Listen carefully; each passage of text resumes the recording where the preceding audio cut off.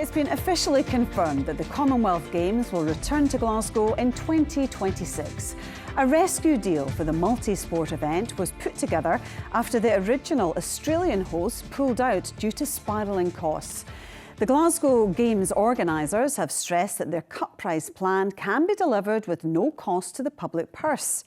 Here's a flavour of the event's promotional video. You know what they say, no Scotland, no party. The people have always made Glasgow. It's good to be back. Only this time, it's personal. 10 sports and 4 venues, all within the boundaries of the city. This Games brings us closer together, really close, into a cauldron of sporting brilliance. It will be immersive, an event of intensity and drama, where the atmosphere is buzzing and you can feel it wherever you go. Well, the Games will be a scaled-down version of what we're used to. There will be just 10 sports compared to the 18 there were in 2014. Some well-established sports will be missing, including rugby sevens, hockey and badminton. It's been a bit of a blow, to be honest. Maybe a bit arrogantly, I kind of never considered that we wouldn't be a part of it, and I don't have any ill feeling towards Commonwealth Games Scotland, Commonwealth Games Federation, Team Scotland. It must be such a difficult decision to put this jigsaw together in such a short space of time, and I'm sure it's going to be an incredible Games. But that kind of makes it even harder to not be a part of it. So a bit of a tough day, to be honest. We discussed what we can expect from the event with the sportswriter Susan Egelstaff, who won 2 Commonwealth Games medals for Scotland playing badminton, and Professor Gayle McPherson, who was on the bid committee for the Glasgow 2014 Games and acted as an independent advisor for the bid this time round. Gayle, first of all, how excited are you that this is now officially happening? Oh yeah, it seems fantastic. It feels like we've been waiting on this to happen for ages, and now the launch event was here today, sort of announcing the sports, so really good. So it's a slimmed down Games, down to 10 sports. Why were those sports chosen and the others omitted, Gayle? I think it's really difficult, Rona, with these things. You know, there's always going to be people that are disappointed, and you've got a range of things to consider. It was really important that this is an integrated event, and so the para-sports are there, and you're trying to get a balance between which sports can be individual and team, and then which sports are Commonwealth Games sports as well that never get a chance to be in Olympic Games. So all of that is in the mix. And of course, they have to fit in the 4 venues that they've chosen to use. Susan, your sport, badminton, hasn't made the cut. Are you very disappointed? I mean, of course I'm disappointed. I'll be the same as, athletes from each individual sport who's not made the cut. But unfortunately, this is the consequences of having a massively scaled down Commonwealth Games. When the programme has been almost cut in half from Glasgow 2014, they really had to make some brutal decisions. And I've got to say, given that they had such restrictions, I think they've come up with a pretty good list of 10 sports, although I am disappointed, of course, that badminton's not made it, but it's one of these things when it's such a small event. Yeah, I mean, Susan, if you had still been competing, I mean, you would have been gutted, wouldn't you? And I know Kirsty Gilmore is very, very disappointed. Absolutely. I mean, the Commonwealth Games is a huge thing for most Scottish athletes.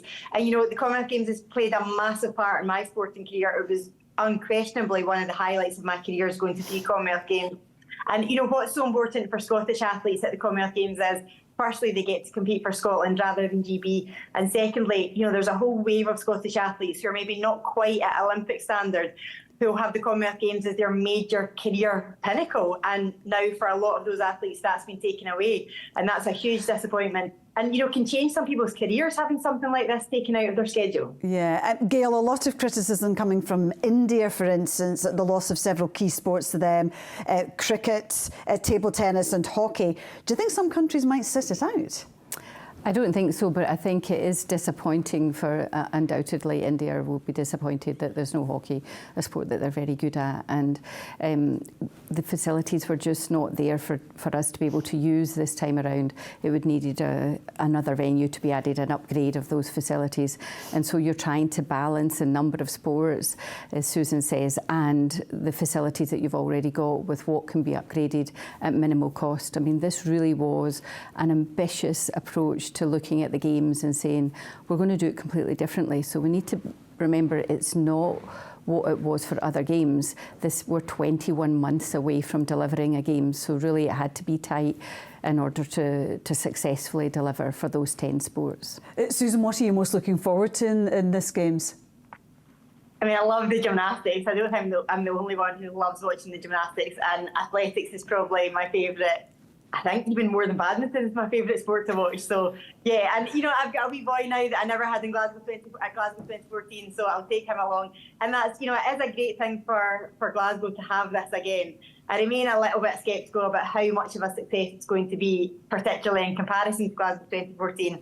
But I am feeling more excited. You know, the more details we find out about it, the more I do feel a bit of excitement building. And do you think it'll set the city alight the way the last Games did? It was just such a massive success. Yes, and I remember there's going to be things like city activation, there'll be fan zones, there'll be a cultural programme. There's still going to be all of these things taking place in the city. So you're going to have that party atmosphere, and people are still going to come, and lots of tourism that's going to benefit the city, and people will enjoy it. Do you have concerns at all that Glasgow isn't really looking its best at the moment? Well, maybe this is the impetus, the need to sort of make sure that it's looking its best by the time the Games come. And, you know, let's face it, this is £100 million being given to the city to be able to run these Games. So that's a gift.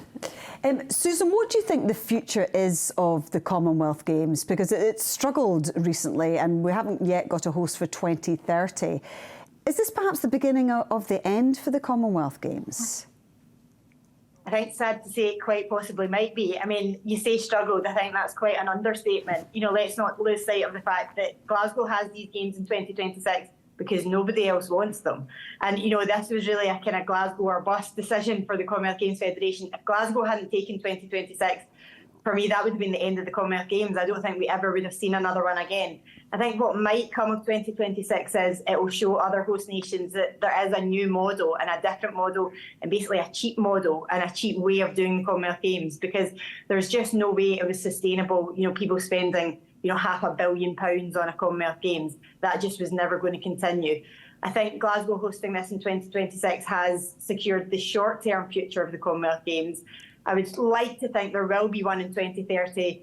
I've got to say I remain slightly doubtful that we'll be sitting here in 20 years talking about the Commonwealth Games. I think that, you know, whether it's sooner or later, I don't think there's, you know, another 7-8 decades left of the Commonwealth Games. Gayle, what do you think the future holds for it? I think Susan's right in terms of the way the model was going. You know, it was about bigger and better, and that's what the state of Victoria fell into. They were trying to make it too big. And so this resetting of the Games allows smaller nations a chance. And what I've argued elsewhere is that if sport is a force for good, that we keep talking about it as, then it's a force for good for everybody in the Commonwealth. And it shouldn't just be for the 4 big nations that can deliver it. So this is a chance to reset. And, you know, perhaps for, like I was arguing today about, for Ghana, who have just successfully delivered the African Games, that have all the facilities, there's other nations that can step up and say, do you know what, if Glasgow can do this well and we can show that this sustainable model, then we can do it. Why does it always have to be bigger and better? But does that mean it would almost lose its prestige though, Susan? Yeah, of course it would. I mean, one of the things about these multi-sport events is, you know, they're these giant events.